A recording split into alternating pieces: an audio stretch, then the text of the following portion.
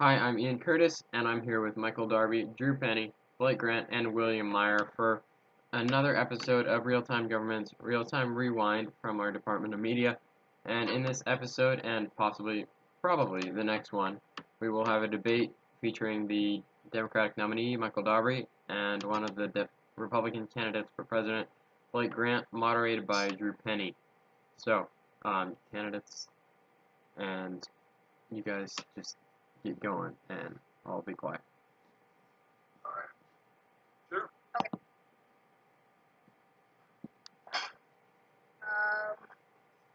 Should we go with opening statements, or should we just go straight to questions?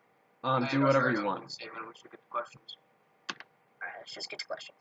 Alright, so my first question is for the both of you.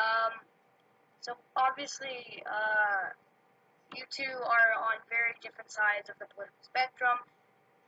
Do you think that there's any common ground between you two? I think, personally, I'll answer first.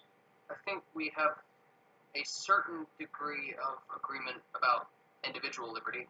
I think that collective liberty comes from giving individual liberty, hence why I'm in favor of many individual liberties. I'm going to stop saying that phrase. But I think that having spoken to him, there's a bit of common ground when it comes to libertarianism, but I think the difference mainly comes from a small amount of social policy regarding religion, but I don't think it's, I think it's more of a dogma question than it is really should religion exist or anything that, like, philosophical. So yeah, there's definitely key differences, but I do think there is some common ground when it comes to liberty. Your thoughts, Brad? Over the time that I've known Darby, me and him originally, whenever we met, he can vouch for this. He didn't like me, I didn't like him, and that's the best way to put it. I was a neocon. I wanted to do things that really weren't libertarian.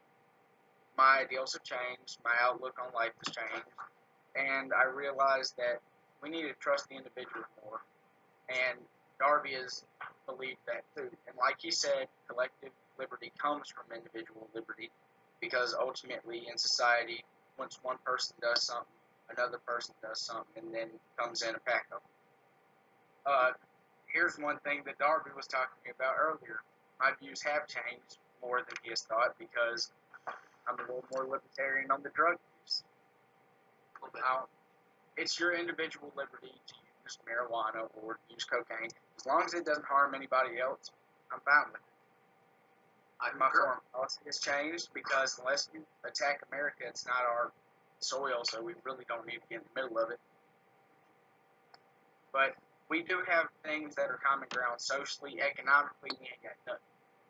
That's very true. Okay, staying on the topic of economics, I know Grant has released his tax plan multiple times in speeches, but I don't personally know too much about Darby's tax plan. What is your stance on taxes? Well, personally, as is often said, I keep hearing this unnecessary evil, and I guess I'm sort of in that camp that taxes are indeed a necessary evil. I don't know about Grant's plan. I presume consumption tax, if I'm guessing correctly. Yeah. I'm not huge on the consumption tax, because I think basically what it does is, unless there are, exceptions for food, water, basic survival resources, what you are taxing is the cost of living.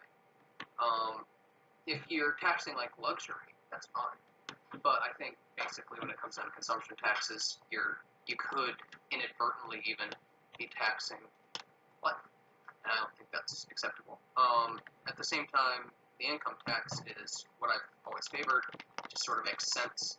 Adam Smith, the founder of capitalism himself, said that the richer you are, this is not a direct quote, but he said the richer someone is, the more they should be expected to give back to society, a la through taxes. He partially meant charity, I'm sure, but to a degree, let's look at the state of the world. not getting a lot of charity, and we should make strides through government. So when it comes to taxes, I know I've sort of worked around the question to a small degree. I have had tax plans before that have been ill received by the likes of Grant. I don't remember if he said anything directly when I was first running in what was 2040 in T-Pon. I'm sure you said something or other. Everyone did. Do you have is your T-Pon account private? Because that could explain why I don't remember. Yeah, it's private. What was I following? I know I'm following you now. Really important. It's getting peanut gallery. What's going on, Meyer? Holy shit. Okay, let's Well, get while back Meyer's to this. getting some stuff going on with Daddy, let's keep going. So with taxes, I don't honestly. That's not 100% economic for me, but I am a believer in the Laffer curve. But I believe it's exponential.